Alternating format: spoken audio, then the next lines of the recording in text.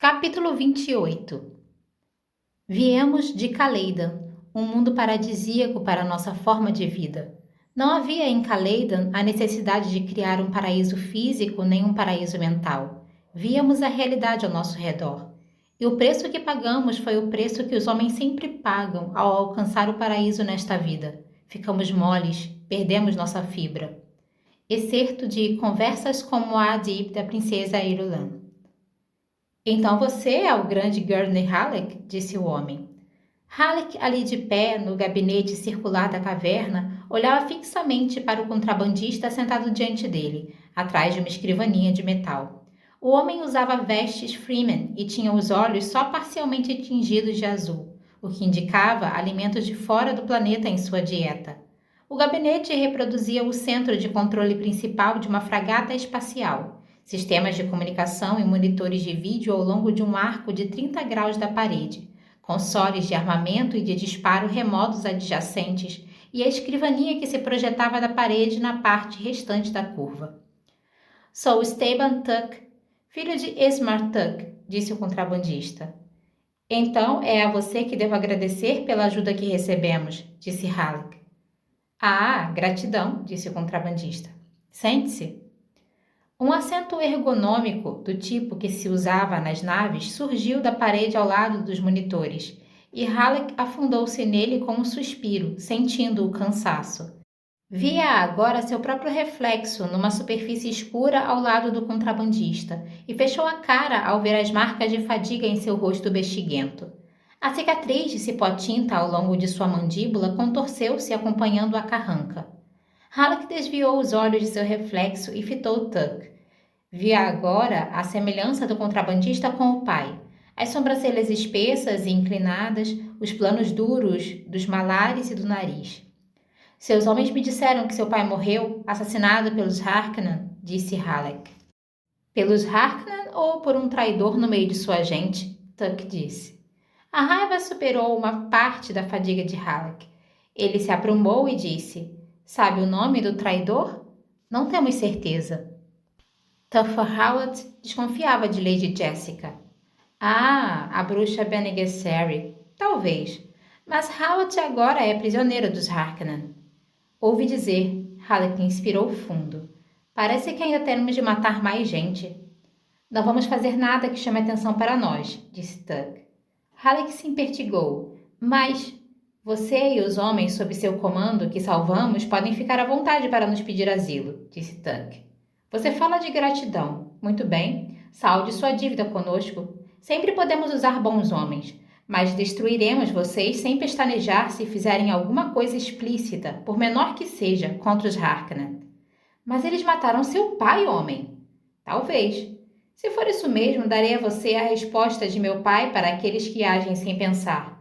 A pedra é pesada e a areia é densa, mas a ira de um idiota pesa muito mais. Sua intenção é não fazer nada a respeito disso, então? Zombou Halleck. Não foi isso que me ouviu dizer. Eu disse apenas que vou proteger nosso contrato com a guilda. A guilda exige de nós cautela no jogo. Existem outras maneiras de destruir um inimigo. Se quiser procurar a bruxa, vá, mas aviso que provavelmente já deve ser tarde demais.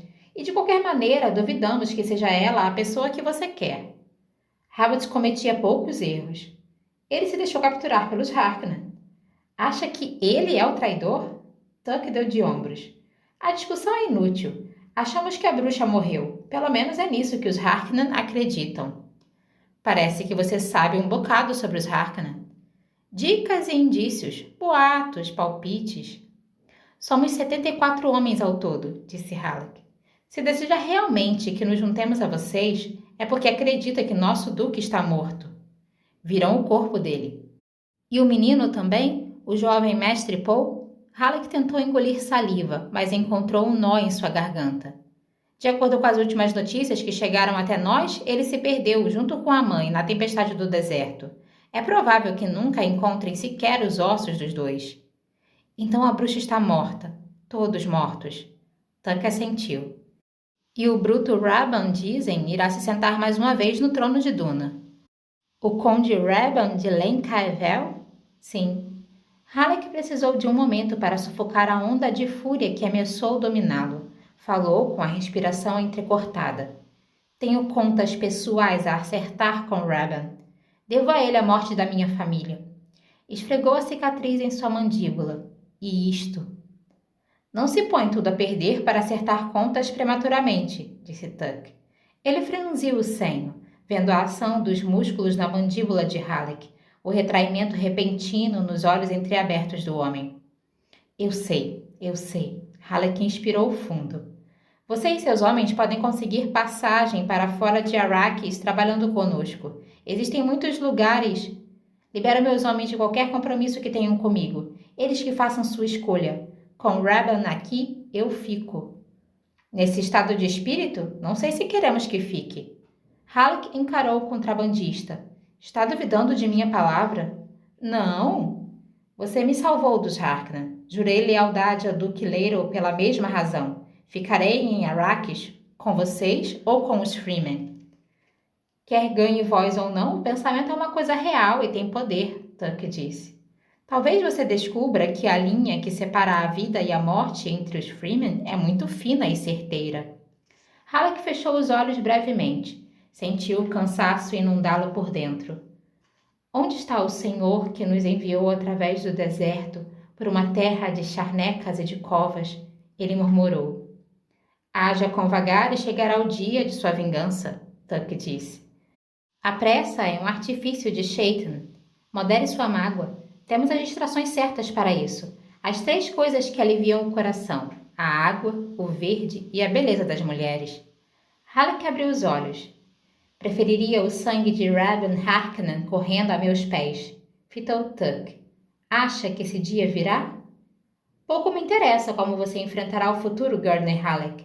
Só posso ajudá-lo a enfrentar o presente. Então aceitarei essa ajuda até o dia em que você me mandar vingar seu pai e todos os outros que... Escute aqui, homem de armas, disse Tuck. Ele se debruçou sobre a escrivaninha com os ombros à altura das orelhas e os olhos decididos. O rosto do contrabandista, de repente, era como a pedra exposta à intempérie. A água de meu pai, eu mesmo a comprarei de volta, com a minha própria espada. Halleck devolveu o olhar de Tuck. Naquele momento, o contrabandista lembrou-lhe o Duque Leiro, um líder de homens, corajoso, seguro de sua posição e de seu curso. Ele era como o Duque, antes de Arrakis. Quer minha espada ao seu lado? Halleck perguntou. Tuck se recostou, relaxou, estudando Halleck em silêncio. Você me considera um homem de armas? Insistiu Halleck. Você foi o único lugar-tenente do Duque que conseguiu escapar, disse Tuck. A força inimiga era esmagadora, mas você deu um jeito. Você a derrotou da maneira que derrotamos Arrakis. Hein? Somos apenas tolerados aqui embaixo, Gardner Halleck, disse Tuck. Arrakis é nosso inimigo. Um inimigo por vez, é isso? É. É assim que os Freemen se viram? Talvez. Você disse que eu posso achar a vida com os Freemen muito dura. Eles vivem no deserto, ao ar livre? É por isso? Quem sabe onde os Freemen vivem? Para nós, o platô central é terra de ninguém. Mas eu queria falar mais sobre... Disseram-me que os cargueiros de especiaria da guilda raramente sobrevoam o deserto, disse Halleck. Mas correm boatos de que é possível ver trechos de verde aqui e ali, desde que se saiba onde procurar. Boatos? Tuck escarneceu. Quer escolher agora entre nós e os Freemen? Temos uma certa segurança. Nosso próprio sítio, escavado na rocha, nossas próprias bacias escondidas. Levamos vidas de homens civilizados. Os Freemen não passam de uns bandos maltrapilhos que usamos como caçadores de especiaria. Mas eles sabem como matar os Harkonnen. E quer saber o resultado? Neste exato momento, estão sendo caçados, feito animais, com armaleses, porque não têm escudos. Estão sendo exterminados. Por quê? Porque mataram Harkonnen. Foram Harkonnen que eles mataram? Perguntou Halleck. Como assim? Não ouvi dizer que pode haver Sardaukar com os Harkonnen? Mais boatos. Mas um pogrom não parece coisa dos Harkonnen. Um pogrom seria um desperdício. Acredito no que vejo com meus próprios olhos, disse Tuck. Faça a sua escolha, homem de armas. Eu ou os Freemen? Prometo-lhe asilo e a oportunidade de derramar o sangue que ambos desejamos. Pode ter certeza disso. Os Freeman só têm a oferecer a vida de quem é caçado. Halleck hesitou, percebendo que as palavras de Tuck eram sábias e solidárias, mas algo que não conseguia explicar o incomodava. Confie em suas próprias habilidades, disse Tuck. Quem tomou as decisões que fizeram seus homens sobreviver à batalha? Você. Decida. Assim deve ser, disse Halleck. O Duque e o filho estão mortos? Os Harkonnen acreditam que sim. Nesse tipo de coisa, minha tendência é confiar nos Harkonnen. Um sorriso soturno se insinuou nos lábios de Tuck. Mas essa é toda a confiança que dou a eles.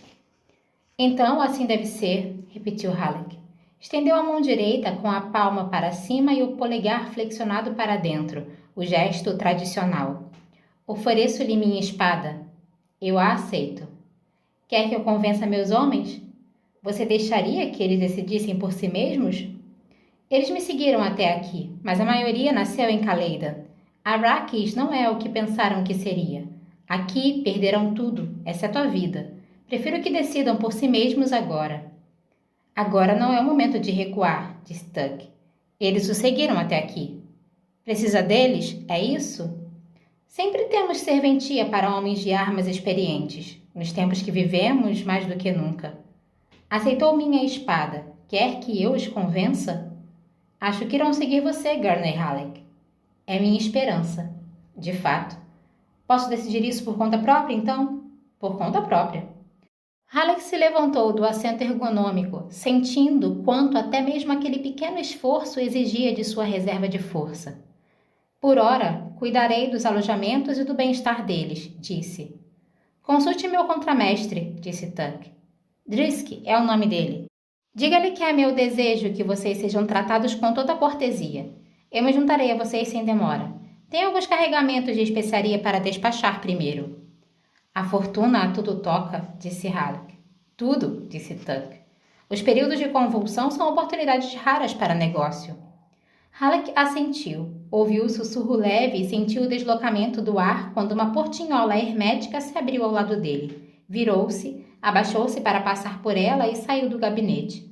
Viu-se na sala de reunião através da qual ele e seus homens tinham sido conduzidos pelos assistentes de Tuck. Era uma área comprida e razoavelmente estreita, escavada na rocha natural, e sua superfície lisa revelava que haviam usado maçaricos de radiofresagem para fazer o serviço.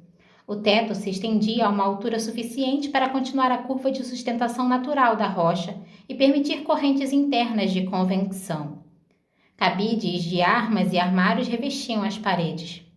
Halleck notou, com uma ponta de orgulho, que os homens de sua força que ainda conseguiam ficar de pé estavam de pé. Para eles, o cansaço e a derrota não traziam tranquilidade. Os médicos dos contrabandistas circulavam entre eles, cuidando dos feridos. Os homens que precisavam de macas foram reunidos numa mesma área à esquerda, e cada ferido era acompanhado por um Atreides. O treinamento dos Atreides, cuidamos dos nossos, resistia dentro deles feito um núcleo de rocha natural, pensou Halleck. Um de seus lugares-tenentes adiantou-se um passo, trazendo o balicê de 9 cordas de Halleck, já fora do estojo. O homem bateu continência e disse: Senhor, os médicos daqui dizem que não há esperanças para Métis. Não possuem bancos de ossos e órgãos por aqui. É só um posto médico avançado. Estão dizendo que Métis não vai durar muito, e ele tem um pedido a fazer. O que é? O lugar-tenente apresentou o balicê. Métis quer ouvir uma canção para abrandar sua partida, senhor. Diz ele que o senhor sabe qual é, que ele já a pediu várias vezes. O lugar-tenente engoliu em seco. É aquela chamada Minha Mulher, senhor. Se o senhor... Eu sei. Halleck pegou o balicê e, com um gesto rápido, sacou a multipalheta do braço do instrumento. Arrancou-lhe um acorde suave, descobriu que alguém já o havia afinado. Seus olhos ardiam, mas ele expulsou a ardência de seus pensamentos quando começou a tocar, dedilhando a canção, obrigando-se a sorrir com naturalidade. Vários de seus homens e um médico dos contrabandistas estavam debruçados sobre uma das macas. Um dos homens começou a cantar baixinho quando Halleck se aproximou, entrando no contratempo com facilidade de quem conhecia a música havia muito tempo. Minha mulher está à janela, curvas na moldura do vidro, braços erguidos, inclinada, debruçada, de encontro à noitinha vermelha e dourada. Venham a mim, os braços cálidos de minha amada. Para mim, os braços cálidos de minha amada. O cantor se calou, estendeu um braço enfaixado e fechou os olhos do homem sobre a maca. Halleck arrancou um último acorde suave do balicer, pensando, agora somos 73. Capítulo 29. A vida em família da creche real é difícil de entender para muitas pessoas, mas tentarei dar a vocês uma visão resumida. Creio que meu pai só tinha um amigo de verdade. Era o conde Resemin Fenring, eunuco genético e um dos combatentes mais mortíferos do Império. O conde, um homenzinho feio, mas elegante, trouxe um dia uma nova concubina escrava para meu pai, e minha mãe me mandou espionar os trâmites. Todas nós espionávamos meu pai por uma questão de autopreservação. Naturalmente, as concubinas escravas, pelos termos do acordo com a guilda e as Bene Gesserit, não podiam dar à luz um sucessor real, mas as intrigas eram constantes e opressivas em sua similaridade. Nós nos especializamos, minha mãe, minhas irmãs e eu, em escapar dos instrumentos sutis da morte. Pode parecer uma coisa terrível de se dizer, mas não sei ao certo se meu pai estava totalmente inocente em todos esses atentados. A família real é diferente de qualquer outra família. Ali estava uma nova concubina escrava, de cabelos ruivos como os de meu pai, esbelta e graciosa. Tinha a musculatura de uma dançarina e, obviamente, havia sido treinada na neurosedução. Meu pai a observou durante um bom tempo, enquanto ela pousava nua diante dele. Por fim, ele disse, é linda demais, vamos guardá-la como presente. Vocês não fazem ideia da consternação que esse comedimento gerou da creche real. Discrição e autocontrole, afinal de contas, eram as ameaças mais letais a todas nós. Excerto de Na Casa de Meu Pai, da princesa Irulan. Era fim de tarde e Paul estava do lado de fora da tenda estiladora. A fenda onde ele tinha montado o acampamento era bastante sombreada. Ele olhava fixamente para o penhasco distante do outro lado da areia exposta, imaginando se deveria acordar sua mãe, que dormia dentro da tenda. Rugas e mais rugas de dunas espalhavam-se além de seu abrigo. Longe do sol que se punha, as dunas ostentavam sombras lustrosas e tão negras que eram como pedacinhos de noite. E a planura. Sua mente procurava qualquer coisa alta naquela paisagem, mas não havia nada de uma altura convincente no ar embaçado pelo calor nem no horizonte. Nenhuma flor, nada que se agitasse com delicadeza para marcar a passagem de uma brisa. Somente dunas e aquele penhasco distante sob um céu azul prateado e luzidio. E se aquele lá do outro lado não for uma das estações experimentais abandonadas? Ele se perguntou. E se não houver Freeman tampouco? E se as plantas que vemos forem apenas um acidente? Dentro da tenda, Jessica despertou. Virou-se, apoiou as costas no chão e olhou de lado para Paul através da transparência. Ele estava de costas para ela e havia alguma coisa na postura dele que a fazia se lembrar do pai do menino. Sentiu o pesar brotar dentro dela e virou-se para o outro lado. Imediatamente, ela ajustou seu traje estilador, refrescou-se com a água de uma das bolsas coletoras da tenda e se esgueirou lá para fora, para ficar de pé e se espreguiçar, livrando os músculos do sono. Paul falou sem se virar. Descobri que gosto da tranquilidade deste lugar. Como a mente se prepara para seu ambiente, ela pensou, e lembrou-se de um provérbio das Bene Gesserit.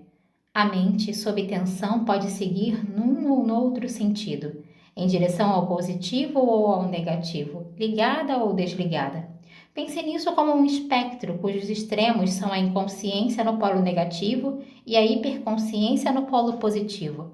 A maneira como a mente irá se inclinar sob tensão é fortemente influenciada pelo treinamento. Poderíamos levar uma boa vida aqui, disse Paul.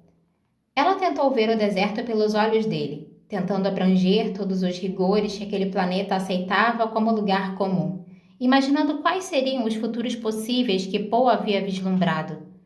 Aqui a solidão é possível, ela pensou, sem temer alguém atrás de nós, sem temer o caçador.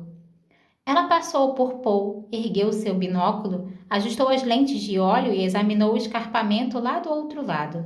Sim, carnegia nos barrancos e outras plantas espinhosas, e um emaranhado de gramíneas baixas e verde-amareladas nas sombras.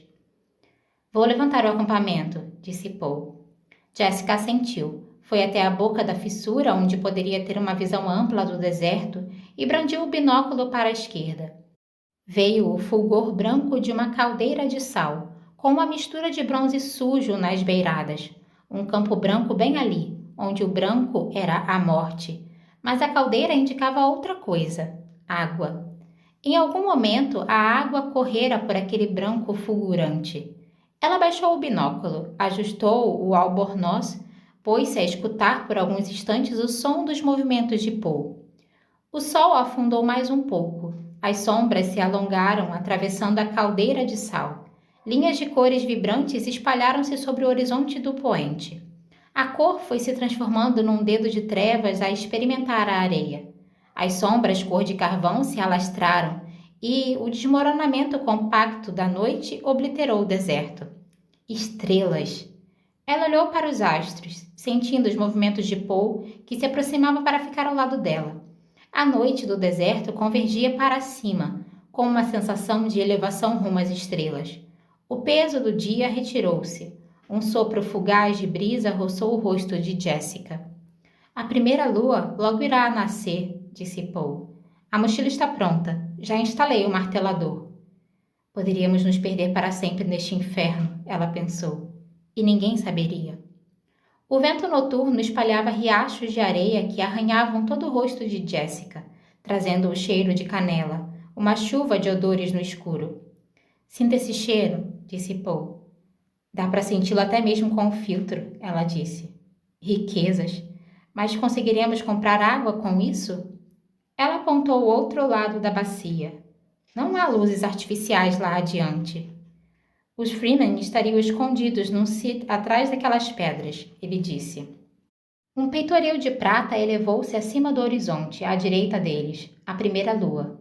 Ergueu-se e colocou-se à vista com um desenho de uma mão evidente em sua face. Jessica estudou a prata esbranquiçada da areia exposta à luz.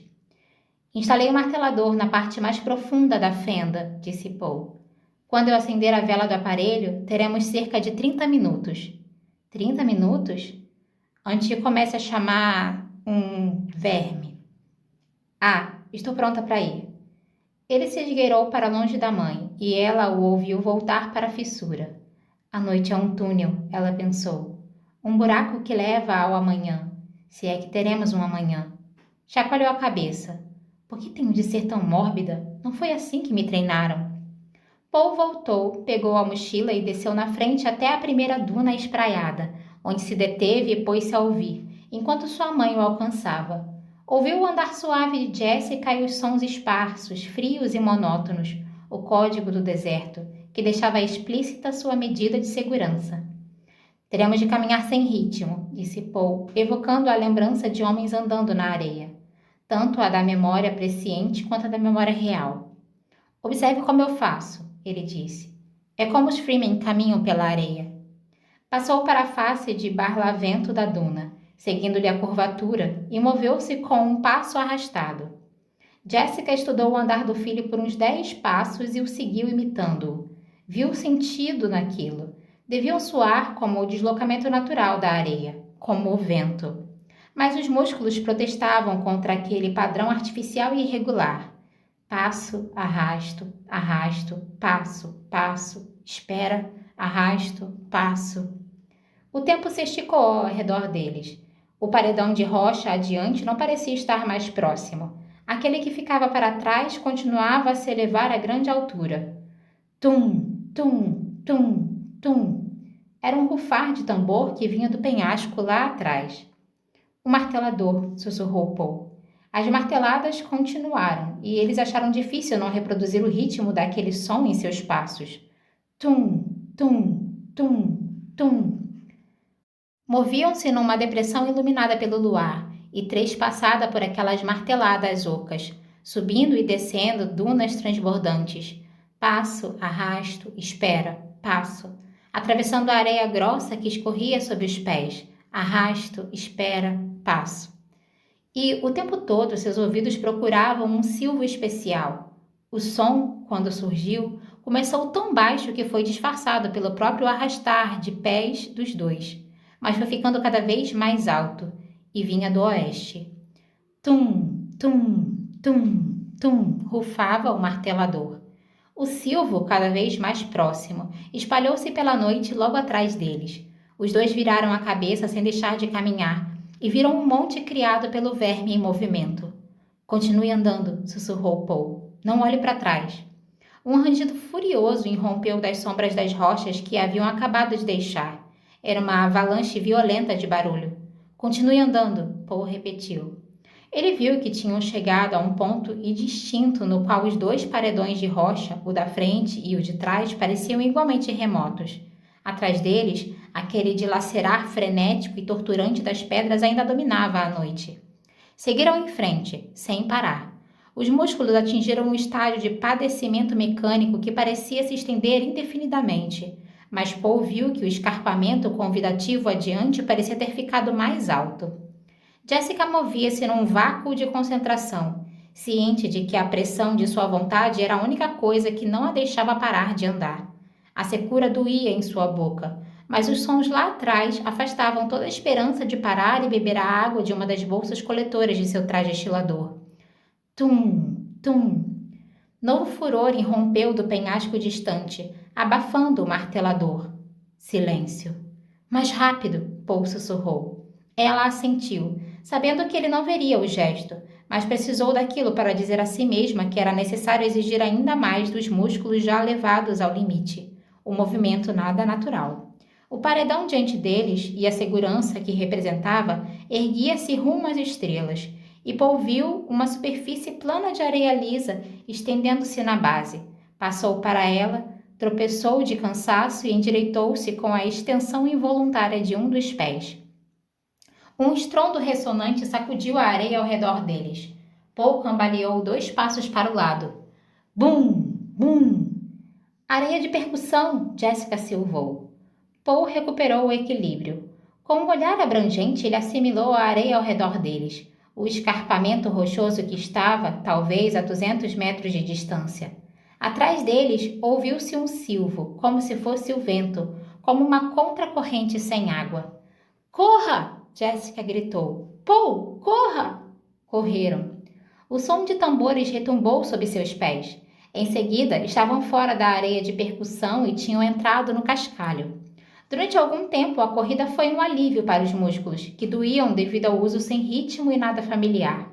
Aquele movimento era possível entender. Ali havia ritmo. Mas a areia e o cascalho prendiam-lhe os pés, e o silvo do verme cada vez mais próximo era como o som de uma tempestade que crescesse em volta deles. Jessica tropeçou e caiu de joelhos. Só conseguia pensar no cansaço, no som e no pavor. Paul a colocou de pé. Continuaram correndo de mãos dadas. Um poste fino brotava da areia mais adiante. Passaram por ele, viram outro. A mente de Jessica só registrou a existência dos postes depois de terem passado por eles. Havia mais um, cuja superfície erodida pelo vento saía de uma rachadura na rocha. E mais um. Rocha! Foi com os pés que ela sentiu a pedra. O impacto da superfície complacente e o apoio mais firme renovou-lhe as forças. Uma fenda profunda estendia sua sombra vertical para cima e para dentro do penhasco à frente deles. Dispararam naquela direção e meteram-se na abertura estreita. Atrás deles, o som da passagem do verme cessou. Jessica e Paul se viraram e olharam para o deserto lá fora. Onde as dunas começavam, talvez a uns 50 metros de distância, ao pé de uma praia rochosa, uma curva cinzenta e prateada emergiu do deserto, lançando rios e cascatas de areia e pó por toda a parte. Ergueu-se mais alto, transformou-se numa boca gigantesca e ávida. Era um buraco negro e redondo, cujas bordas cintilavam à luz da lua. A boca serpeou na direção da fenda estreita onde Paul e Jessica se acotovelavam. O cheiro de canela urrava em suas narinas. O luar cintilava nos dentes cristalinos. Para frente e para trás moveu-se a boca imensa. Paul prendeu a respiração. Jessica se agachou sem tirar os olhos do monstro. Foi necessário recorrer à concentração intensa de seu treinamento de Bene Gesserit para reprimir o pavor primitivo, abrandar na memória racial um medo que ameaçava tomar toda a sua mente. Paul sentiu uma espécie de entusiasmo. Em algum instante, ainda recente, ele tinha atravessado uma barreira temporal e entrado em território desconhecido. Sentia as trevas adiante, nada se revelava a seu olho interior. Era como se um de seus passos o tivesse mergulhado num poço, ou no cavado de uma onda no qual o futuro era invisível. A paisagem havia passado por uma mudança profunda. Em vez de assustá-lo, a sensação de treva-tempo estimulou a hiperaceleração de seus outros sentidos. Viu-se registrando cada aspecto disponível da coisa que se erguia da areia e o buscava. A boca da criatura devia ter uns 80 metros de diâmetro. Dentes cristalinos, com a forma curva das Dagakrises, cintilavam ao longo de toda a borda. A baforada de canela, aldeídos impalpáveis, ácidos. O verme obliterou o luar ao roçar a rocha acima deles. Uma chuva de pedrinhas e areia caiu em cascata dentro do esconderijo estreito. Paul usou o corpo para empurrar a mãe mais para trás. Canela! O cheiro o inundava. O que o verme tem a ver com a especiaria, com o melange? Ele se perguntou. E lembrou-se de Lie Caines deixando escapar uma referência velada a uma associação entre os vermes e a especiaria. Barrum! Era como uma trovoada seca vindo de muito longe à direita deles. E de novo. Barrum! O verme voltou para a areia. Ficou ali momentaneamente com os dentes cristalinos a entretecer clarões enluarados. Tum, tum, tum, tum. Outro martelador, pensou Paul. Mais uma vez a coisa soou ao longe, à direita deles. Um estremecimento percorreu o verme. O monstro se afastou ainda mais, areia adentro. Restava apenas a curva superior em forma de monte, semelhante à meia boca de sino.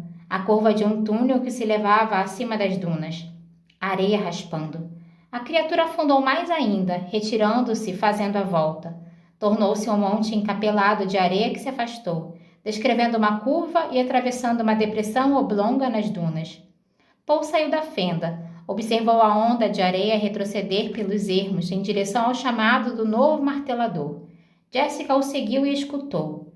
Tum, tum, tum, tum, tum. O ruído cessou imediatamente. Paul pegou o tubo de seu traje estilador e bebeu um pouco de água reaproveitada. Jessica concentrou-se na ação dele, mas sua mente parecia vazia por causa da fadiga e das sequelas do pavor. Foi mesmo embora? Ela sussurrou. Alguém o chamou, disse Paul. Os Freeman. Ela sentiu que começava a se recuperar. Era tão grande. Não tão grande quanto aquele que pegou o nosso tóptero. Tem certeza de que foram os Freeman? Usaram um martelador. Por que eles nos ajudariam? Pode ser que não estivessem nos ajudando. Pode ser que estivessem simplesmente chamando um verme. Por quê? Uma resposta pairava à beira de sua consciência, mas recusou-se a aparecer.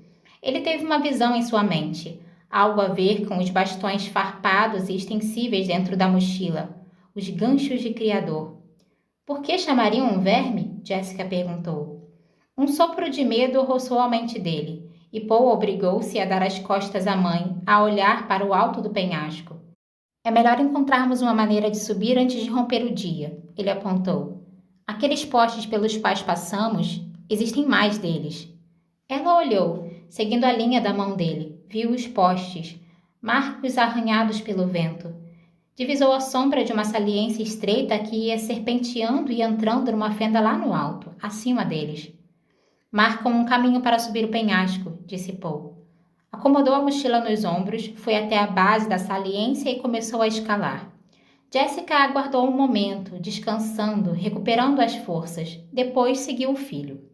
Para o alto, os dois seguiram, acompanhando os postes de referência até a saliência se reduzir a um rebordo estreito à boca de uma fenda escura. Paul inclinou a cabeça para perscrutar as sombras. Sentia como era precário o equilíbrio de seus pés naquela saliência delgada, mas obrigou-se a ser cauteloso. Viu apenas trevas dentro da fenda, que se estendia ao longe e para cima se abria para as estrelas no topo. Procurou com a audição, encontrou apenas os sons esperados, uma diminuta cascata de areia, o brrr de um inseto, o tropel de uma criaturazinha em fuga.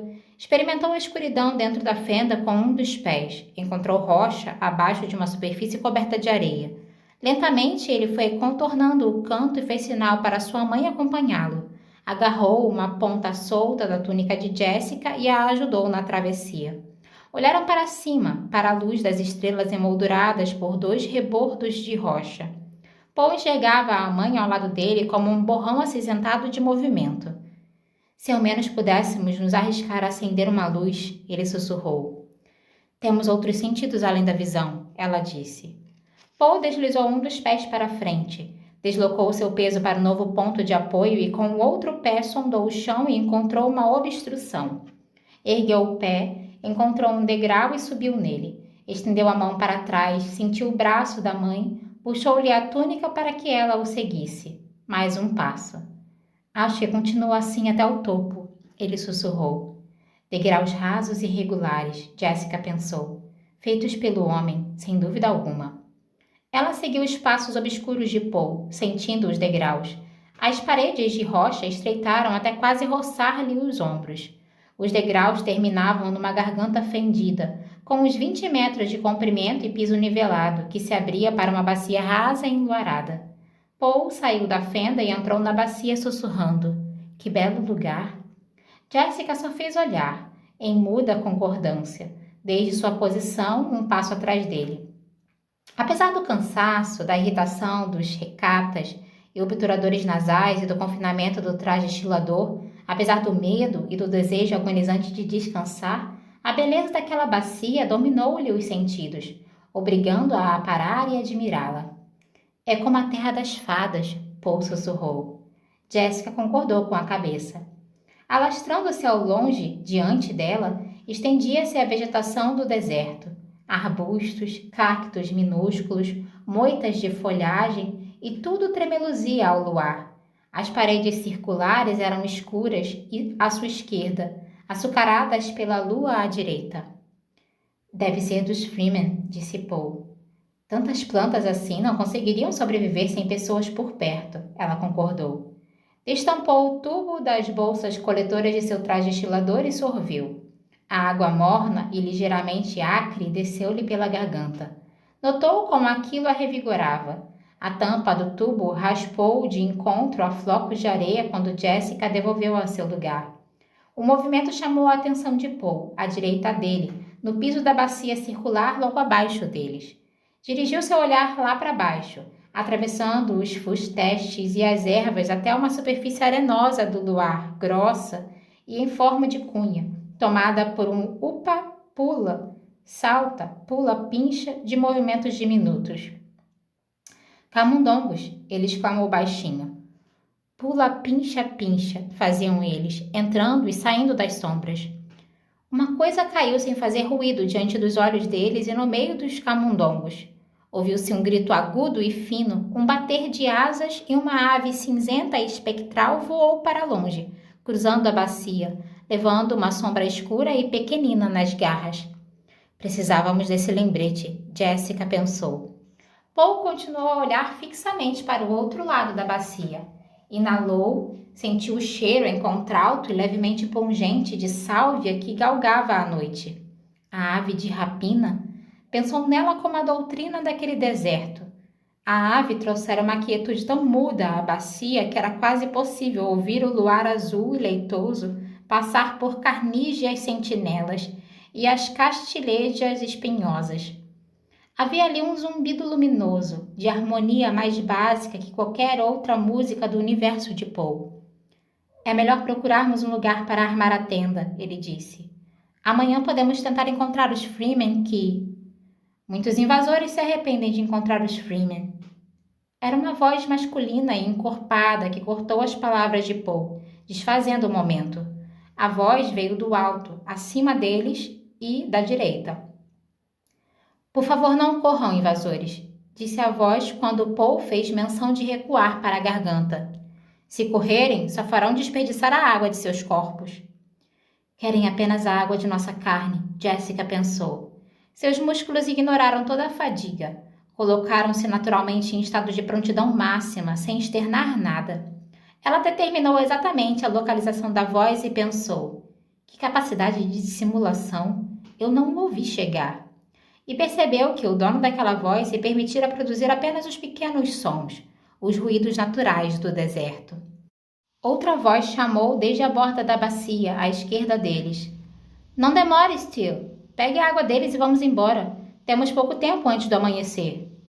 Paul, não tão condicionado quanto a mãe à resposta de emergência, envergonhou-se por ter ficado paralisado e tentado recuar, por ter obliterado suas habilidades com o pânico momentâneo. Obrigou-se então a obedecer aos ensinamentos de Jessica, relaxar, depois simular o relaxamento, em seguida a tensão contida dos músculos, capaz de se lançar em qualquer direção, como uma vergastada. Ainda assim, ele sentia uma pontada de medo em seu íntimo e sabia qual era a origem. Aquele era um momento cego, e não um futuro que ele já tivesse visto. E foram surpreendidos por Fremen selvagens, cujo único interesse era a água contida na carne de 2 corpos sem escudos que os protegessem.